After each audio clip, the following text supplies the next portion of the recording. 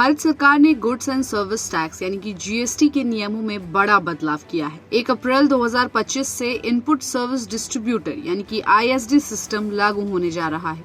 इस सिस्टम की मदद से राज्य सरकारें एक ही जगह पर दी जा रही शेयर्ड सर्विसेज पर इक्वल अमाउंट में टैक्स वसूल करेंगी। एक्सपर्ट्स के अनुसार इस बदलाव का मकसद राज्यों के बीच टैक्स रेवेन्यू के सही डिस्ट्रीब्यूशन की गारंटी देना है। तो चलिए इस वीडियो में आपको डिटेल में बताते हैं कि इनपुट सर्विस डिस्ट्रीब्यूटर है क्या और इससे टैक्सेशन सिस्टम में क्या कुछ फर्क पड़ने वाला है। आईएसडी मैकेनिज्म के लिए 2024 के फाइनेंस एक्ट नंबर 1 के तहत सीजीएसटी एक्ट में अमेंडमेंट किया गया है।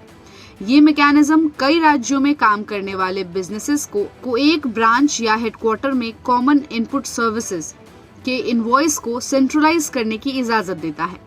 इससे इन शेयर्ड सर्विसेज का इस्तेमाल करने वाली ब्रांचेस के बीच रिलेटेड इनपुट टैक्स क्रेडिट के इक्वल डिस्ट्रीब्यूशन की सुविधा मिलती है। इनपुट टैक्स क्रेडिट यानी कि आईटीसी बिजनेस खरीद पर चुकाया जाने वाला टैक्स है, जिसे इनपुट टैक्स पर टैक्स चुकाते समय घटाया जा सकता है। इनपुट टैक्स क्रेडिट का इस्तेमाल करने से रजिस्टर्ड इंडिविजुअल की तरफ से बेची गई प्रोडक्ट या सर्विस के लिए जीएसटी लायबिलिटी कम हो जाती है। इससे पहले बिजनेसेस के पास अपने दूसरे जीएसटी रजिस्ट्रेशंस को कॉमन आईटीसी अलॉट करने के लिए आईएसडी मैकेनिज्म या क्रॉस चार्ज मेथड का इस्तेमाल करने का ऑप्शन था। आईएसडी मैकेनिज्म का इस्तेमाल न करने पर रेसिपिएंट लोकेशन के लिए आईटीसी नहीं दी जाएगी। आईटीसी के गलत डिस्ट्रीब्यूशन पर टैक्स अथॉरिटीज रेसिपिएंट लोकेशन से इंटरेस्ट सहित अमाउंट वसूल करती है और अनियमित आईटीसी डिस्ट्रीब्यूशन के लिए आईटीसी की अमाउंट या 10,000 रुपए जो भी ज्यादा हो उतने का जुर्माना देना पड़ेगा। इस बीच आपको एक और खबर बता दें कि 1 अप्रैल से जीएसटी में तो ये बदलाव हो ही रहे हैं, साथ ही होटल के रेस्टोरेंट में खाना थोड़ा महंगा हो सकता है।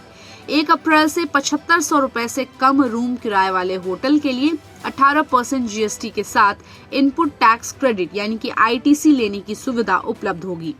अभी जिन होटल में कमरे का किराया 7500 रुपए से कम है, वहां के रेस्टोरेंट में खाना खाने पर 5% जीएसटी लगता है।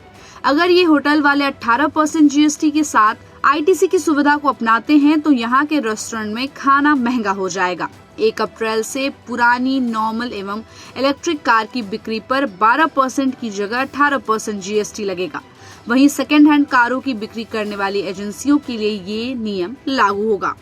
तो जीएसटी के इस नए नियम पर आपकी क्या राय है, हमें अपनी राय कमेंट बॉक्स में दे और ऐसे ही अपडेट्स के लिए देखते रहिए गुड रिटर्न्स। हमारे चैनल को लाइक और सब्सक्राइब करना बिल्कुल भी मत भूलिएगा।